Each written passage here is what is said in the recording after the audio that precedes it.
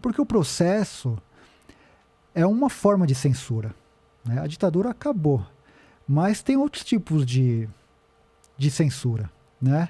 O cancelamento é um tipo de censura. Hoje as pessoas se autocensuram com medo de serem canceladas. Ou de não falar as coisas que eu estou falando no comentário com medo de ser processadas. Entendeu? Eu não estou cometendo crime algum. Mas algum. Entendeu? Algum advogado do Didi já falou contigo? Já falou comigo. Falou o quê? Já me ameaçou. Entendeu? Nesse meio do processo do comentário, como eu sou um jornal do Rio, acho que se não me engano o Extra, fez a primeira matéria a respeito do documentário. Ele ainda estava em produção. E aí, enfim, conversei por mais de uma hora com o jornalista e tal, e teve uma hora que o jornalista falou, e aí? E o Renato falou, o Renato não quis falar comigo. Qual que foi a manchete? Renato se recusa a falar com Rafael.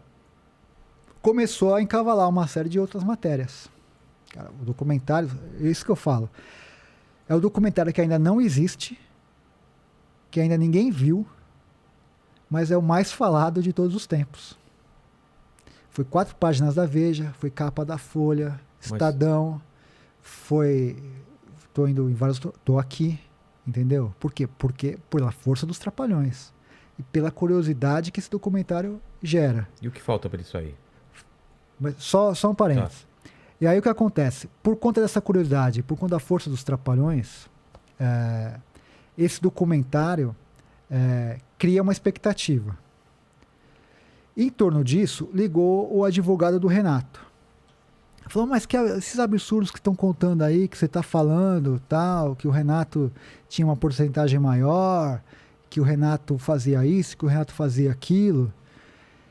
Eu quero todas as fitas, todas as entrevistas, para ele poder se defender. Eu falei, não vou te dar essas imagens. Porque você vai fazer, por isso que eu não disse o nome do cara. Tá. Porque você vai intimidar todos esses caras que falaram comigo, só que você não tá botando medo em mim, mas pode ser que você bote medo nesses caras. Só que eu tô com esses caras até o fim. Entendeu? E os caras são testemunhas oculares. Eles viram, eles trabalharam com os Trapalhões. Aí ele recuou. Mas eu sei que ele vai me processar. Entendeu? Tá pronto. Assim que o filme for lançado, vai vir um processo. E isso é uma coisa também que eu quero contar. Apesar de ter muita gente que me xinga, mas também tem muita gente que me apoia. E eu recebo, quase todo dia, mensagem de advogado do país todo, falando, Rafael, eu tô com você, se você precisar, te defendo, não sei o quê, porque eu acredito na liberdade de expressão, eu acho que o que você tá fazendo não é crime algum, é um trabalho jornalístico. Entendeu? Você ouviu pessoas que trabalharam com os caras. Então, isso não é crime. Entendeu? E aí eu falei para o advogado do Renato, eu falei assim, se ele quer se defender, ele me recebe na casa dele, eu vou fazer as perguntas mais espinhosas, e aí eu coloco na íntegra ele rebatendo tudo que esses caras falaram. Então, por exemplo, esse caso dá uma... Mentira. Eu nunca fumei. Ótimo. Tem os dois lados. Agora, ao mesmo tempo que ele se recusa a me dar entrevista, ele forçou o Dedé a não falar comigo. Ele forçou? Mas isso que eu não entendo, Dedé. Vocês foram no de noite. Sim. Então tem uma relação boa entre você e o Dedé. Respeitosa. O Dedé, eu fiz mediação de bate-papo com ele. Ele fez um bate-papo na escola da minha filha. Ele fez uma carta dizendo assim, o Rafael é uma pessoa que eu conheço e que está apta a fazer esse documentário, uma carta de apoio. Só que o Dedé tem uma relação de dependência com o Renato, num aspecto. Por conta dessa fragilidade econômica do Dedé, o Renato ele paga o plano de saúde do Dedé. Entendeu? Então ele fica muito amarrado ao Renato. E o Renato e a esposa fazem uma certa chantagem com isso. Você vai? Então corto. E eu entendo o Dedé. Pra que ficar do meu lado? O mais importante é ter o plano de saúde. Caramba. Você entendeu? Ok, eu entendo demais. Então, se não tem o Renato, não tem como ter o Dedé. Ao mesmo tempo, tinha algumas outras pessoas que o Renato era muito próximo e ele também conseguiu anular. Eu tava pra entrevistar a Xuxa, ela falou, vou dar entrevista pro Rafael. Ele, não, cortou. O Sargento Pincel lá, o Roberto Guilherme. A gente tentou, não conseguiu. E foi Entendeu? por causa dele também? O Renato que impediu.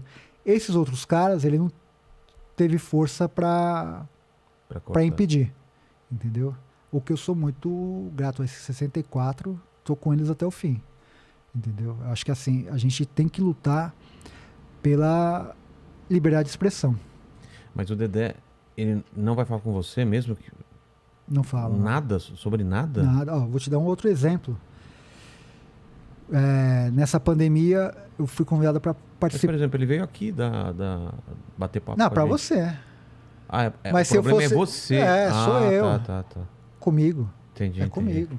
Tá, O Dedé, onde chamar, ele vai. entendi. Entendeu? Onde chamar, ele vai.